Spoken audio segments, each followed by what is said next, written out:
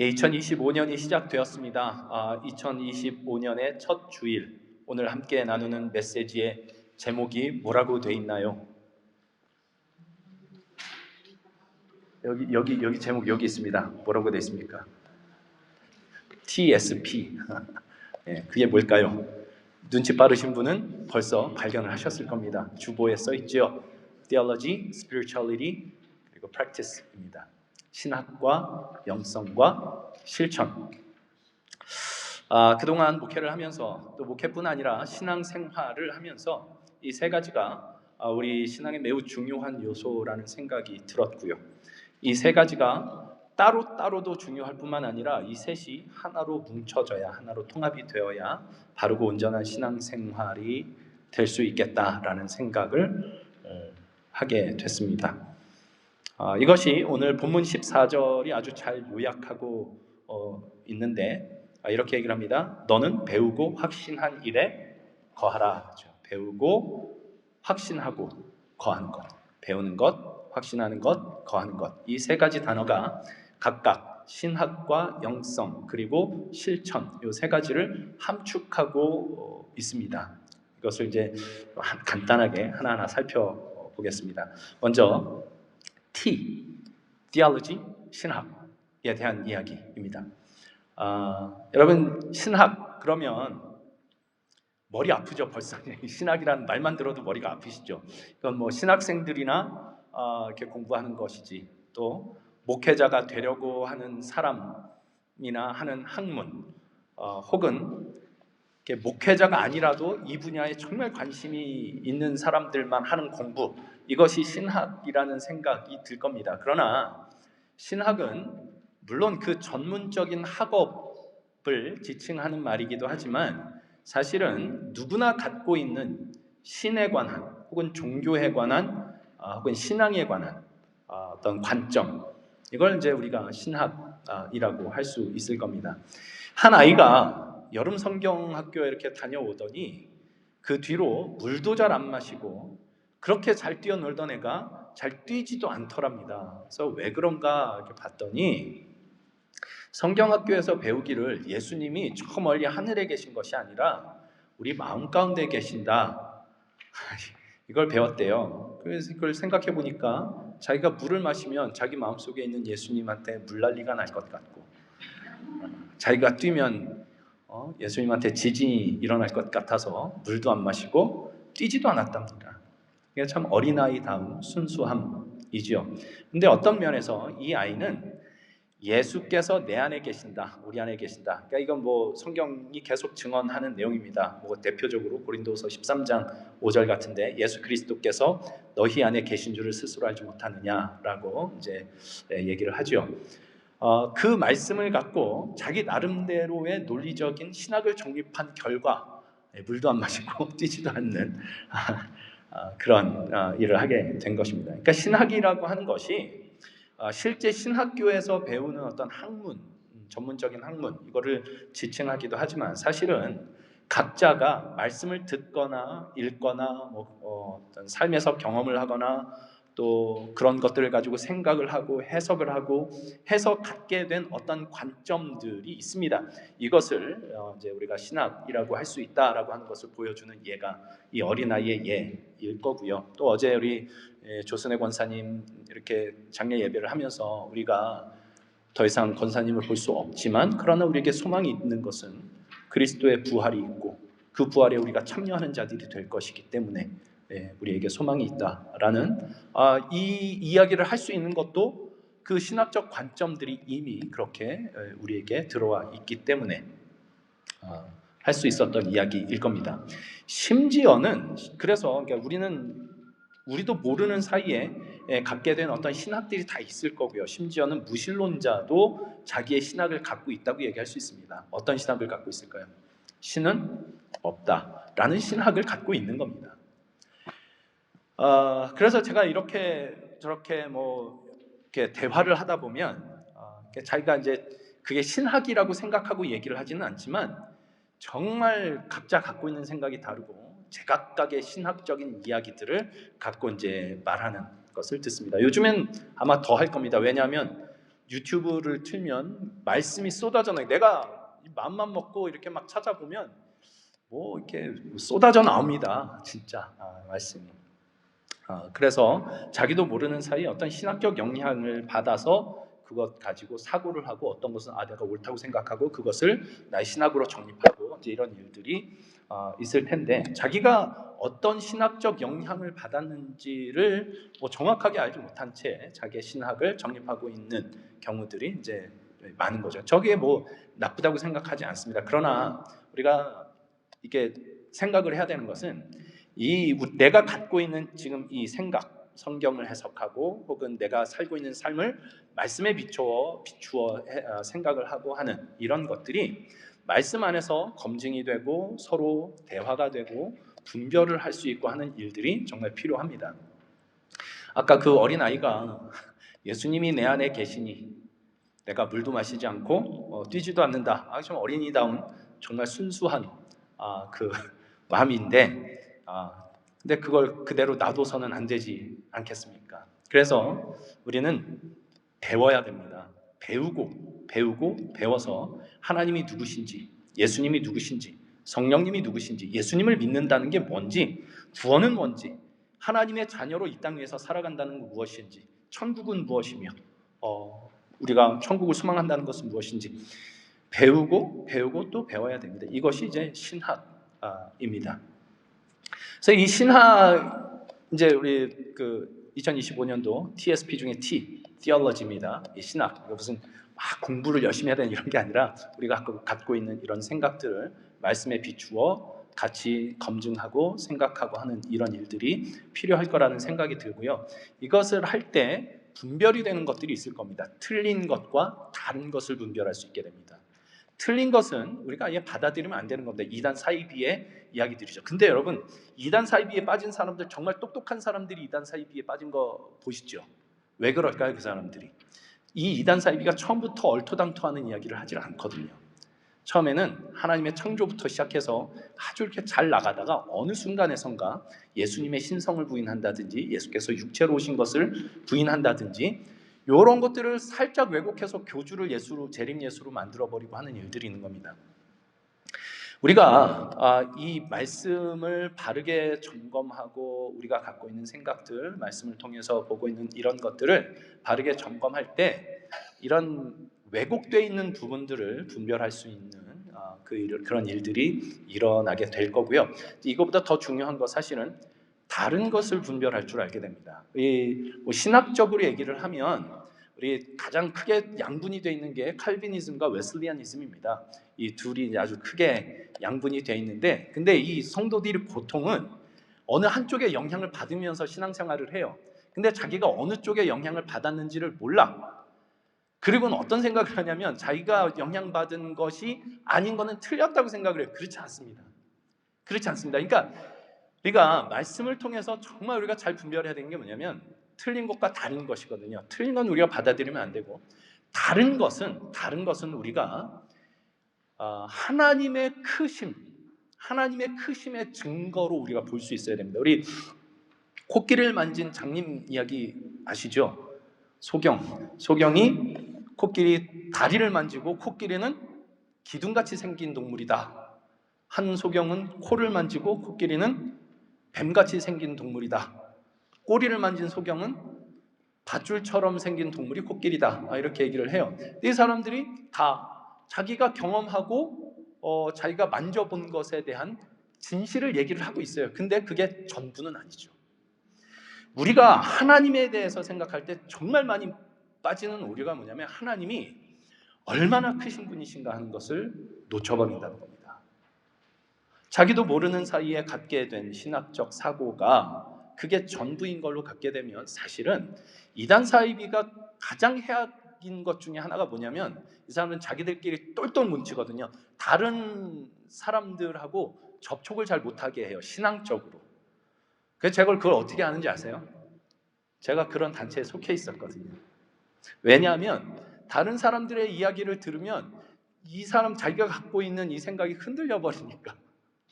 그러니까 자기가 갖고 있는 생각이 딱 옳다고만 생각을 하고 있으면 사실은 이단 사이비하고 별로 다를 게 없어집니다. 그럼 거기에 이제 사랑이 사라지고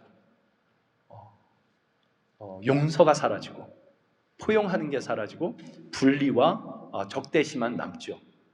같은 생각하는 사람들끼리만 똘똘 뭉쳐. 이건 교회가 아닙니다. 같은 생각을 하는 사람끼리만 똘똘 뭉치는 건 정치 집단도 그렇게 하고요. 그죠? 네. 그 동호회 사람들도 그렇게 합니다. 같은 취미 모인 사람들끼리. 교회는 그렇지 않습니다. 예수께서 모든 죄인을 품으신 곳이 교회고 그 예수님을 따르는 사람들이 모인 곳이 교회입니다. 우리가 이것을 신학적으로 이렇게 잘 정립을 해나갈 때 우리 하나님의 크신 은혜 안에서 틀린 것을 받아들이지 않는 것과 동시에 다른 것을 우리 하나님의 크심의 증거로 볼 수 있게 되는 그런 일들이 우리가 이 신학의 과정에서 일어나게 될 겁니다. 이것이 이제 배우고 오늘 본문 14절에 나오는 배우고에 해당하는 이야기이고요. 그래서 여기에 너무 중요한 것이 사실 이제 S, spirituality, 영성입니다. 여러분 영성이라는 게 뭘까요? 영성은 성령 받아서 막 뜨거워지는 것이 영성이 아닙니다. 성령에 막 확 사로잡혀가지고 무슨 신비한 경험이 영안이 열리고 예언을 하고 그런 일들이 일어날 수 있는데 그러나 영성의 본질은 하나님과 친밀해지는 것입니다. 친해진다는 건 뭘까요? 어떻게 친해질 수 있습니까, 여러분? 누군가와 여러분 친해지려면 어떻게 해야 되죠? 그 사람하고 시간을 많이 보내야 되죠. 많이 대화해야 되고 생각을 나누고 이런 일들을 하면 친해집니다. 하나님과도 마찬가지입니다. 하나님과 시간을 많이 보내야 되고요. 하나님과 대화를 해야 되고 하나님과 생각을 나눠야 됩니다. 자꾸 하나님을 찾아 나가 말씀하시는 것을 듣고 마음에 그 말씀하신 것을 자꾸만 새기고 또 새기고 의문이 생겨나는 것 묻고 욥처럼 하나님 도대체 이거 뭡니까? 시편의 기자들처럼 언제까지 이 일을 내가 당하고 있어야 됩니까? 묻고 이해할 수 없는 일이 있을 때 원망도 하고 원망을 하면 불경한 거야 라고 얘기를 하는 건 산다는 게 뭔지를 잘 모르는 사람이 그런 얘기를 하는 건데 우리가 원망할 일이 얼마나 많습니까? 그 왜 이런 일이 생겨나는지 모르는 그런 일들이 참 많습니다. 그래가지고 하나님 앞에 나아가서 시편 기자들, 선지자들 하나님 앞에 쏟아 넣습니다. 하나님 뭐라고 그러지 않습니다. 그거 들으시고 답을 하시죠. 그래서 어떻게든 그분 안에 거하기로 하는 이것이 이제 영성입니다. 이것이 이제 말하자면 우리가 이렇게 활동 중에는 기도하는 것으로, 성경 읽는 것으로, 또 예배로, 찬양으로 이렇게 나타나는 거죠. 그러나 본질은 이겁니다. 하나님과 친해지는 겁니다. 영안이 열리고 예언을 하고 이런 것들은요 일어날 수 있는 일인데, 근데 그게 영성의 본질은 아니고 영성이 진짜 제대로 개발되면 영성이 있는 사람은 정말 하나님과 친해지고요. 하나님과 친해진 사람은 하나님의 성품이 나타나게 되어 있습니다. 이것이 그 증거로 나타나게 됩니다. 그러니까 14절에 배우고 확신한 일 이렇게 나오는데 배우고는 아까 이제 신학 부분에 대한 이야기였고 이 확신이라고 하는 부분이 그렇게 생겨나는 겁니다. 말씀을 배우고 하나님을 배웁니다. 하나님은 선하시고 인자와 긍휼이 많으신 분이시다라는 것을 우리가 배웁니다. 말씀을 통해서 기도하면서 배웁니다. 그런데 그것이 우리에게 정말로 힘이 되느냐 하는 것이죠. 수영을 배우는데 말입니다. 제일 먼저 배우는 게 몸은 가만히 있으면 물에 뜬다. 이걸 배웁니다. 그걸 배워서 알아요. 너 가만히 있어봐. 물에 떠. 근데 가만히 있지를 못하죠. 배워서 아는데 가만히 있지를 못해요. 왜? 무서우니까. 친해져야 됩니다. 강사하고도 친해져야 되고 물하고도 친해져야 되고 자꾸 가서 그렇게 시간을 보내야죠. 하나님의 어떠하심을 우리가 배웠다면 그것을 끊임없이 마음에 새기고 하나님을 찾아 나가야 됩니다. 시편 25편 14절에 이런 말씀이 있어요. 여호와의 친밀하심이 그를 경외하는 자들에게 있으며 하나님을 경외하는 자에게 그분의 친밀하심이 있답니다. 아까 우리 영성이라고 하는 것은 하나님과 친해지는 것이라고 했는데 하나님의 친밀하심은 거기에 있답니다. 경외하는 자에게 하나님의 친밀하심이 있답니다. 경외한다는 건 뭔가요? 경외라고 하는 것은 두렵고 떨림으로 그 앞에 서는 겁니다. 두렵고 떨림으로 우리 하나님을 바라본다는 말이죠. 그분을 경탄하면서 바라본다는 이야기입니다. 놀라우신 하나님이신 것을 놀라움으로 바라본다는 뜻. 마음과 생각을 그래서 자꾸만 그분께로 돌리는 것입니다. 그런 사람에게 여호와의 친밀하심이 있습니다. 우리가 하나님과 친밀하지 못한 이유가 뭔지 아시나요? 예, 우리가 그분을 경외하지 않기 때문입니다. 그분을 찾아나가지 않기 때문에. 그분은 자꾸만 오시는데, 그분은 자꾸만 찾아오시는데 내가 그분을 찾지 않으니까 친밀하심이 없습니다. 그분의 선하심과 인자하심과 자비하심이 머리로 아는 지식이 아니라 온 몸과 마음의 생각에 새겨지도록 끊임없이 그분을 찾아 나가는 것, 이것이 그분을 경외하며 그분을 찾아 나가는 것, 거기에 우리 하나님의 친밀하심이 있게 됩니다. 그렇게 되면 이제 우리 마음 가운데 확신이 생겨나죠. 하나님의 약속하신 것, 하나님이 나를 사랑하신다는 것, 하나님의 선하심과 인자하심이 평생에 나를 따르며 나와 함께 하신다는 것, 이것이 단지 이론이 아니라 실제로 나한테 일어나고 있는 일이로구나 하는 것을, 우리 하나님을 끊임없이 찾아나가 우리 안에 그 하나님과의 친밀한 관계를 계속해서 채워나갈 때 그것을 확신하게 됩니다. 그 하나님과의 그 친밀한 관계 속에서, 하나님께 대한 그 확신 속에서 살아가는 것, 이것이 영성이라고 할 수 있습니다. 그래서 신학, 배우는 것을 자꾸 배워야 되고요. 영성, 이것을 자꾸만 우리 안에 새겨서 우리의 그 영혼에 확신을 갖게 하는 이 과정, 이것이 우리에게 필요할 겁니다. 그리고 이 모든 것이 완전히 이렇게 통합되어야 되는 자리, 그것이 이제 practice, 실천입니다.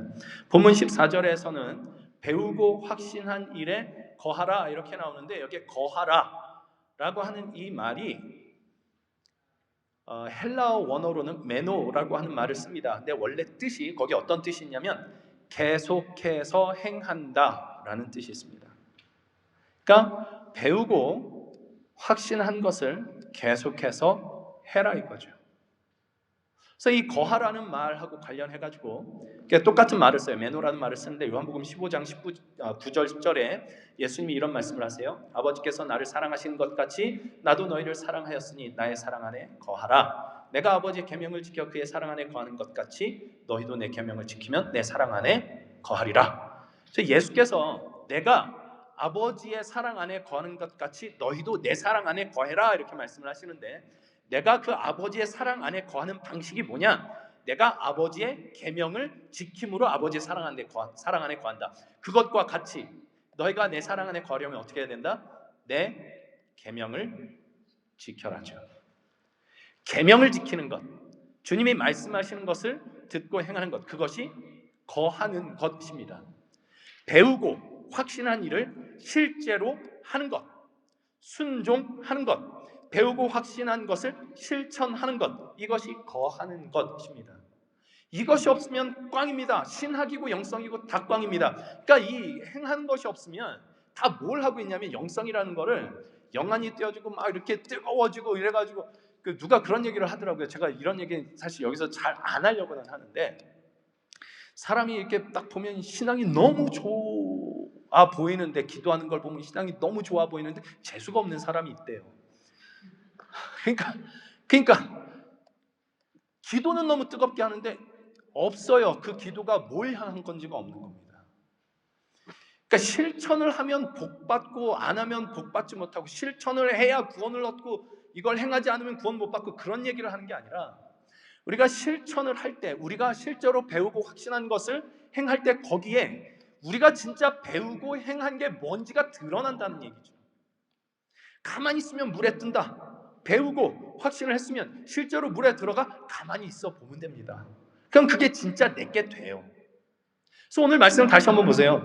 너는 배우고 확신한 일에 거하라. 14절에 이렇게 얘기를 하고 15절 이하에 이렇게 얘기를 해요. 너는 네가 누구에게서 배운 것을 알면, 이제 14절 후반절부터, 또 어려서부터 성경을 알았나니 성경은 능히 너로 하여금 능히 예수 안에 있는 믿음으로 말미암아 구원에 이르는 지혜가 있게 하느니라. 그러니까 네가 성경을, 하나님의 말씀을 배웠다. 근데 그 성경이 어떤 성경이냐? 모든 성경은, 16절, 모든 성경은 하나님의 감동으로 된 것으로 교훈과 책망과 바르게 함과 의로 교육하기에 유익하다 그래요. 하나님의 감동으로 되었기 때문에 배우기에 유익하다, 교육하기에 유익하다, 책망받고 이렇게 교훈받기에 유익하다 이렇게 얘기를 해요. 하나님의 감동으로 되었기 때문에 하나님의 감동으로 되었다는 것을 헬라어로 세오푸니토스 이렇게 얘기를 해요. 이게 뜻이 뭐냐? 하나님의 영으로 됐다는 얘기입니다. 하나님의 숨결로 쓰여진 책이 이 성경이라는 이야기입니다.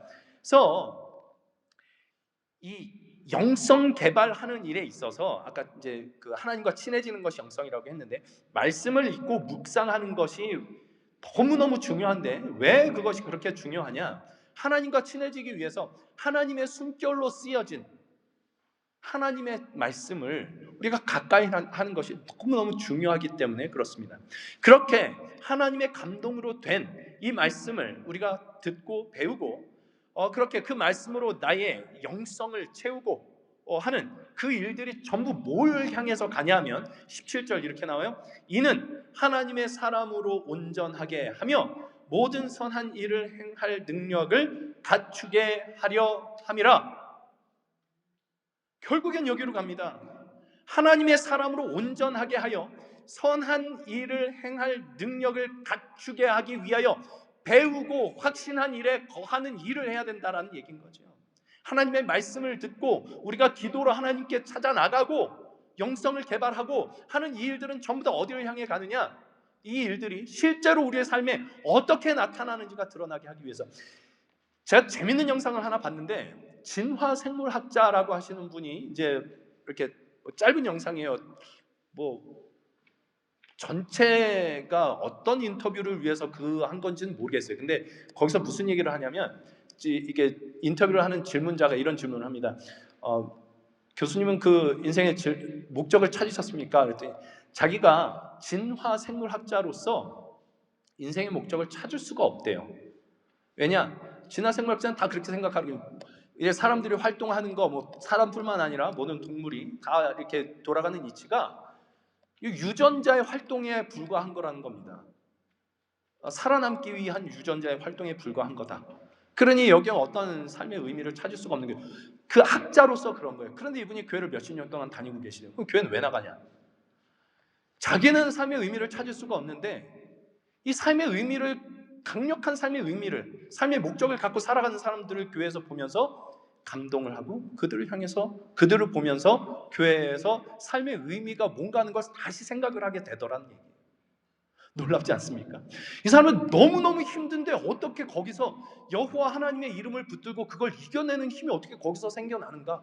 어떻게 그 삶의 목적을 끝까지 붙들고 주님과 함께 그 길을 가고 있는가? 이게 너무 놀랍더라는 거예요. 그래서 교회를 다니는데 본인은 그걸 못 찾겠는데 언젠가 하나님께서 그분도 이렇게 바꿔주시리라 생각하고 뭐 그렇게 기도를 합니다만 이거죠. 우리가 신앙생활을 하면서 한국이고 미국이고 지금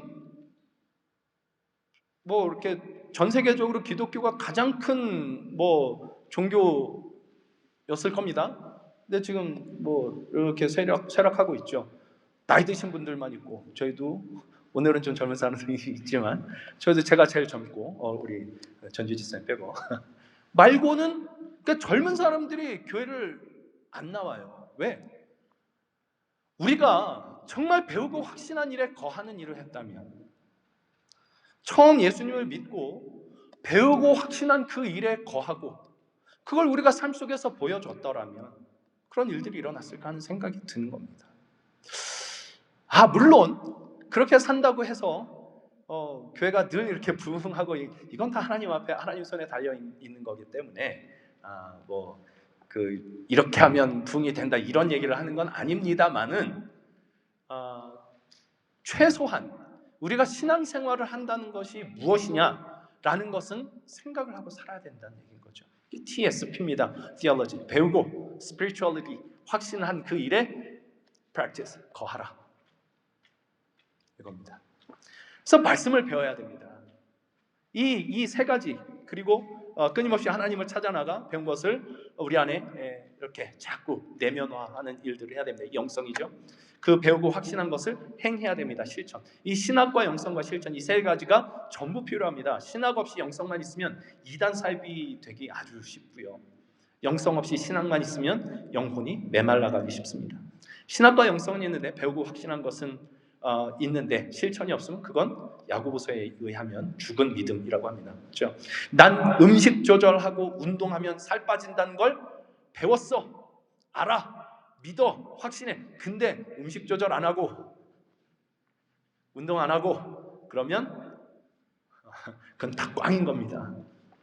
신학과 영성과 실천, 이 세 가지가 우리의 삶 속에서 통합될 때 우리의 신앙이 바르게 세워지고 우리의 삶은 정말 복된 삶이 될 겁니다. 그런데 한 가지 우리가 짚고 넘어가야 될 것이 하나가 있습니다. 지금 25분 됐으니까 이제 이것만 조금 하면 될 거예요. 이 배우고 확신한 일에 거하라가 이제 14절에 이렇게 나오는데 이게 어떤 문맥에서 나왔는가 하는 걸 좀 생각을 해야 돼요. 오늘 본문 말씀 이제 12절부터 우리가 봤어요. 12절에 이렇게 시작을 했습니다. 무릇 그리스도 예수 안에서 경건하게 살고자 하는 자는 박해를 받으리라. 그리스도 예수 안에서 경건하게 살고자 하는 것, 이게 뭔가요?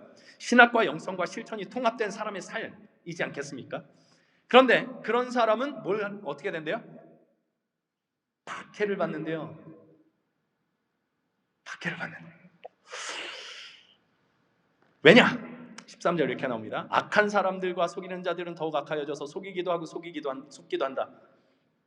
세상은 이런 곳이기 때문이다. 악한 곳, 악한 사람들이 있는 곳, 악한 사람들과 속이는 사람들이 점점 더 악해져서 서로 속고 속이는 일들이 일어나는 곳이 이 세상이기 때문에 그 속에서, 그 악한 세상 속에서 예수 안에서 경건하게 살고자 하는 사람 박해를 받게 될 것이다, 이렇게 얘기를 하죠. 우리가 예수님을 믿으면 예수님 믿는다는 것에 대해서 흔히 하는 오해가 있습니다. 복 받는다는 거. 복 받습니다. 여러분 예수 믿으면 복 받습니다. 할렐루야. 할렐루야. 복 받습니다. 근데 이 복이 우리가 생각하는 복, 혹은 세상 사람 생각하는 복하고 달라요. 근데 예수님 믿으면 뭐 건강해지고, 예수님 믿으면 불치병이 낫고, 예수님 믿으면 부자 되고, 예수님 믿으면 뭐 자식들 잘 되고, 물론 이런 걸로 자꾸만 이렇게 선동을 하고 포장을 하는 사람들이 있는데, 그런 일들이 안 일어난다는 게 아니라 그게 예수님을 믿어서 일어난 결과는 아닙니다. 자식은요, 교육 잘 시키면 잘 자라요. 부모가 깽판을 쳐놓고 하니까 애새끼들이 그렇게 자라나죠. 그렇잖아요. 예수 믿어도 부모가 깽판을 치면 자식들 제대로 못 자라납니다. 그렇잖아요. 실제로 성경이 얘기를 하는 건 예수 믿고 예수 믿는 사람으로 살면 박해를 받는다예요. 예수님이 이미 제자들에게 이렇게 얘기를 했거든요. 너희가 세상에서는 환난을 당할 것이다. 예수님 그렇게 말씀하셨는데 예수 믿는 사람들이 모르겠어요. 어디서 그런 이야기를 주워 들었는지. 아마 성경에서 그 얘기가 있긴 있어요. 신명기 28장을 보면 내가 하나님의 말씀을 잘 듣고 순종하면 들어가도 복을 받고 나가도 복을 받을 것이다, 이렇게 얘기를 해요. 성읍에서도 복을 받고 들에서도 복을 받을 것이다. 말 잘 듣고 순종 잘하면. 근데 지금 이 14절 말씀 보세요. 12절 말씀 보세요. 여호와를 그리스도를 경외하며 살아가는 자, 경건하게 사는 자는 박해를 받을 거라고. 이게 뭐야 도대체? 그러니까 성경이 이야기하는 복, 신명기 28장에서 너희가 들어와도 복을 받고 나가도 복을 받을 것이다라는, 우리가 예수님을 믿으면 복을 받는 게 맞는데, 그 복이 세상이 이야기하는 복이거나 우리가 그냥 표면적으로 생각하는 복하고는 다른 복이라는 얘기인 거죠. 그러니까 여러분 이 이야기 기억하십니까? 어느 시골 동네에 젊은 부부가 이사를 왔는데 금술이 너무 좋아서 마을에 심각한 문제가 생겨버립니다. 어떤 문제가 생겼을까요? 남편들은 다 아내한테 이렇게 얘기를 해요. 야, 저 집 아내를 봐, 얼마나 잘하나. 아내들은 뭐라 그럴게요? 저 집 남편을 봐. 그래서 다 싸우는 거야. 금슬주음 이 부부 때문에 다 싸움이 일어났어요. 이 문제가 너무 심각해지니까 이 사람들이 모여가지고 마을 회의를 엽니다. 마을 회의를 열어가지고 결론이 났는데, 어떤 결론이 났느냐? 야, 우리도 저 부부처럼 우리 함께 잘 살아보자, 이런 결론을 내는 게 아니라 저 부부를 쫓아내자, 이렇게 결론을 내렸대요. 이게 악이 득세하는 세상에서 예수 안에서 경건하게 살고자 하는 사람의 운명인 겁니다. 이게 누구에게 똑같이 일어났냐면 예수님께 똑같이 일어났거든요. 예수님이 이 땅에 오셔서 행하신 일이 뭐냐?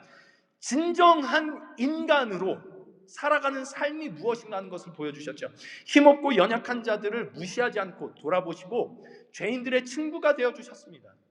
그래서 어떻게 됐나요? 십자가에 못 박혀 죽으십니다. 그것을 두고 사람들은 저주받았다고 그랬습니다. 나무에 달린 자마다 다 저주를 받았다. 그래서 예수도 저주를 받았다. 이렇게 얘기를 했거든요. 그게 다 사람들이 생각했던 거죠. 그런데 사람들이 저주받았다라고 생각했던 그 예수님을 하나님께서 다시 살리십니다. 그리고 모든 이름 위에 뛰어난 이름을 주사 만물이 그 아래 무릎 꿇게 하셨다라고 말씀을 하세요. 이 예수님이 사실은 우리가 따라가는 분이죠. 이 예수님이 우리가 봐야 할 답이죠. 예수 안에서 경건하게 사는 자는 박해를 받습니다. 근데 그게 복입니다. 그게 복입니다.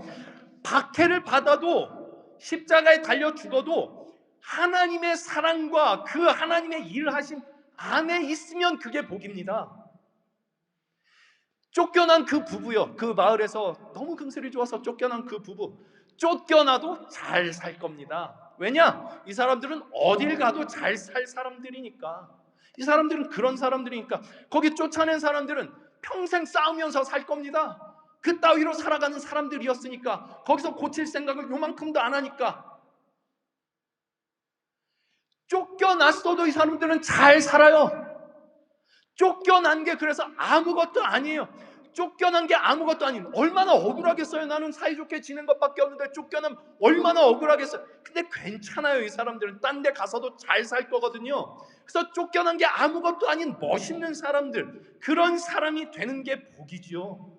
어디서나 우리 주의 사랑 안에서 살아가는 사람 되는 것, 어떤 환경에서도 어떤 일을 내가 겪어도 주의 사랑 안에 있어서 괜찮은 사람이 되는 것, 이게 정말 큰 복인 겁니다. 그래서 마태복음 8복 말씀에 이런 말씀이 나와요. 5장 10절, 마태복음 5장 10절. 의를 위하여 박해를 받는 자는 복이 있나니, 박해받는 게 복이랍니다. 왜냐? 천국이 그들의 것이니라. 의를 위하여 박해받는 것. 이게 이제 이 12절에 나오는, 오늘 본문 12절에 나오는 예수 안에서 경건하게 사는 겁니다. 모두가 불의한 세상에서 나는 주님을 따라 의롭게 살겠다. 의를 지키려고 하는 사람. 모두가 거짓을 행하는 곳에서 진실되게 살려고 하는 사람. 모두가 자기가 잘 살고 잘 먹고 잘 살고 하는 곳에서 그저 나는 성실하게 살아가는 것으로 충분하다라고 생각하는 그 사람이 되는 것. 그렇게 되면 박해를 받아요. 그 세월호 때 혹시 기억하십니까? 세월호 이게 쓰러진 게 이 짐을 너무 많이 박아놔서 그런 거 아니에요, 배에다가. 근데 이거 검사하는 사람들한테 이거 화물 보내는 회사에서 뇌물 줘가지고 원래 적정량보다 많이 실어가지고 보낸다는 거 아니에요. 근데 이거 다 받아 먹어요. 근데 거기서 정직하게 사는 사람, 나는 그거 안 받습니다. 접대 안 받습니다. 나는 정직하게 합니다. 또라이라고 부른대요. 나머지 9명이 그 한 명. 그렇잖아요. 박해를 받아요. 근데 그게 복된 거라고요. 그게 복된 거예요. 주의 뜻대로 살아가는 사람. 그래서 오해를 받기도 하고 박해를 받기도 하고 손해를 보기도 하는 사람, 힘들죠. 힘듭니다. 그렇지만 그걸 이겨낼 수 있는 사람, 그 안에 하나님의 사랑이 있어서, 그 안에 하나님의 나라가 임해서 천국이 그들의 것임이라. 그 하나님의 나라가 임해서 그가 하나님의 사랑의 통치 안에 있기 때문에, 그래서 난 이거 좀 힘들지만 괜찮아 라는 사람이 되는 것. 예전엔 작은 거 하나만 있어도 그냥 견디지, 네가 나한테 어떻게 그렇게 얘기를 해, 부들부들 하는 사람이 이제는 어지간해서는 괜찮은 사람이 되는 것. 어지간해서는 넘어지지 않는 사람 되는, 넘어졌다가도 주님 손잡고 다시 일어설 수 있는 사람 되는 것. 그래서 다시 주의 뜻대로 살고자 그를 용서할 줄 아는 사람 되는 것, 그를 사랑할 줄 아는 사람 되는 것, 그를 품을 줄 아는 사람 되는 것, 그게 복이죠. 그런 사람이 되는 것 복입니다. 우리는 그곳으로 부름을 받고 있는 것입니다. 그리고 그곳으로 가는 길에 우리에게 필요한 게 뭐냐? TSP, 신학과 영성과 실천. 그것이 필요한 겁니다. 무릇 그리스도 예수 안에서 경건하게 살고자 하는 자는 박해를 받으리라. 악한 사람들과 속이는 자들은 더욱 악하여져서 속이기도 하고 속기도 하나니, 이게 세상인데, 그래서 하는 얘기죠. 그러나 너는 배우고 확신한 일에 거하라. 배워. 계속해서 그 배운 것을 마음에 새겨. 확신을 가져. 그리고 그걸 가지고 살아. 여기로 가는 겁니다. 왜요? 세상은 악하거든요. 세상은 끊임없이 우리에게 세상을 쫓아 살라고 하거든요. 그러나 너는 배우고 확신한 일에 거하라. 새해가 시작되었습니다. 올 한 해 TSP 이거 한번 우리 계속해서 좀 얘기를 하려고 합니다. 신학과 영성과 실천, 배우고 확신한 일에 거하는 것, 이것에 힘을 쏟을 수 있으면 좋겠습니다. 배워야 되고요, 확신을 가져야 됩니다. 끊임없이 마음에 새겨야 됩니다. 그렇게 살기로 해야 됩니다. 더 사랑하기로 하고, 더 용서하고, 더 웃고, 더 기뻐하고, 더 따뜻하기로 하고, 그거 해보기로 하는 겁니다. 그거 하다 보면 뭘 알게 되는지 아십니까? 여러분, C.S. 루이스가 이런 얘기를 했어요. 바람이 얼마나 강한지를 알려면 그 바람에 맞서 싸워봐야만 한다. 저 그냥 바람이 부는데 그 바람이 부는 대로 이렇게 확 누워버리면 그 바람이 얼마나 센지 모릅니다. 그러나 그 바람을 맞서서 싸워보면 이게 얼마나 센지를 알게 되죠. 우리가 주님의 뜻을 따라 살기로 하다 보면 이것을 방해하는 이 세상의 힘이 얼마나 큰지, 이 세상의 위력이 얼마나 큰지를 알게 됩니다. 우리는 넘어질 겁니다. 우리는 연약하니까 깨질 거고요. 거기서 뭘 알게 되는지 아나요? 예수님이 필요하구나. 내 힘으로 안 되는구나. 예수님이 필요하구나. 우리 기독교 신앙의 가장 핵심, 중요한 분, 예수 그리스도, 그분을 붙드는 힘이 거기서 생겨나게 됩니다. 그거 절실하게 알게 되고, 사랑을 우리가 나눴더니 거기에 예수가 있더라, 이걸 알게 됩니다. 신학과 영성과 실천이 우리 안에서 그렇게 통합되고 실현될 때 그 모든 것이 가리키는 답이 바로 여기 예수 그리스도에게 있구나라는 것을 알게 되며, 그것이야말로 예수 그리스도 안에 있는 것이야말로 내가 정말 복된 일이로구나라는 사실을 깨닫게 될 겁니다.